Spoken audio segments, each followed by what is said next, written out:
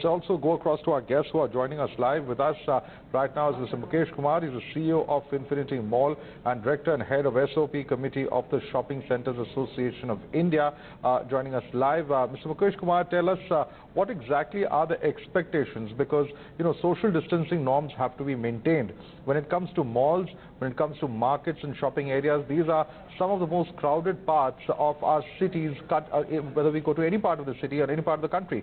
The question is, how will the process of opening up these shopping areas also happen with ensuring social distancing so that they do not become centers where COVID-19 spreads?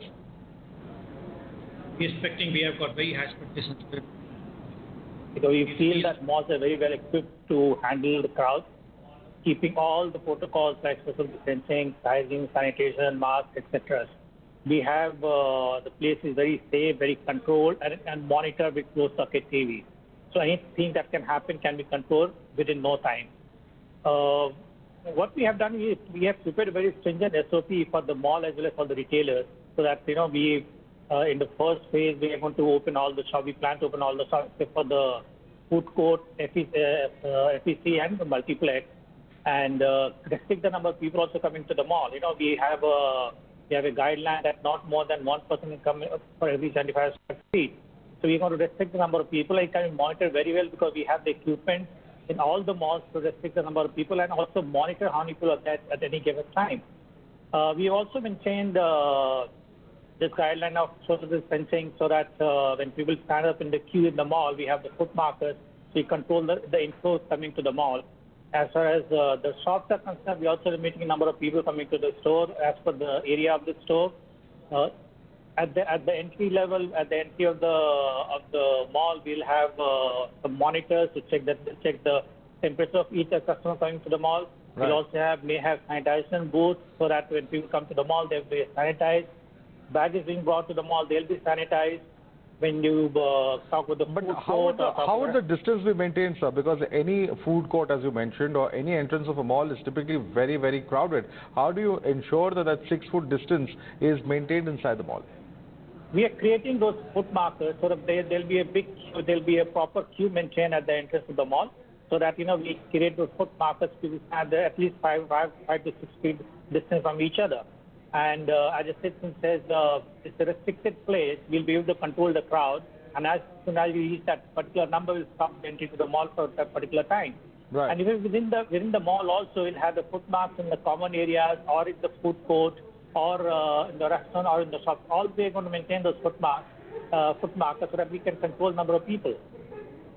And having a security camera, it'll be easy for us to control and monitor as well. Okay. So have you had any word with the government about what their ideas are as far as the reopening of malls and other markets are? See, they were concerned about the malls because we attract a lot of people, but we have made a lot of presentations to the government and the authorities, and I think pretty convinced about it that yes, mall is the right place to open, because it can be a very controlled atmosphere and environment. So I think that they seem to be convinced about it. So let's keeping our fingers crossed that we should be able to open. Right. That's a very, very significant point there, that all, of course, eyes are on the fact that malls will be, and you have spoken to the government about why they should be reopened. But so can you give us an estimate about how the last 40 days odd have been as far as in terms of the loss of business that is generated from these malls and markets? It's a huge loss to the malls, to the retailers, because on an average we do around 15,000 crores per month of business from all the malls put together. So that's a very large number. I'm not talking about the business in terms of tax collection and the employees. The number of employees working in the malls is very, really huge. We also support all the manufacturing on it. So I think everybody is waiting for malls, because we are the nerve center of any consumption to happen. It happens from the mall also. So I think it's a big loss for the mall as well as for the retailers, and more than anything else for the employees, because we really have very large number of employees working directly with the mall and also indirectly through the retailers, through the manufacturers. So it's a huge number. Right. Could you put a number on that, sir? Is there any estimate about what that number would be like? In terms of number of employees? Yes. I think it's close to 46 million people, which is all the retail, including manufacturing and the retail employees.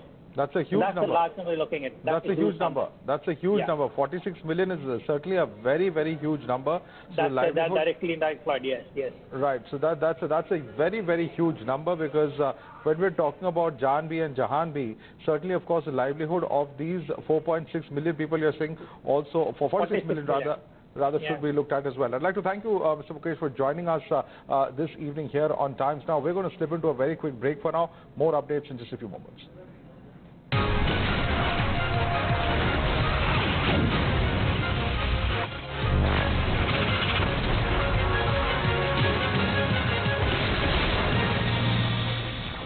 We are your voice.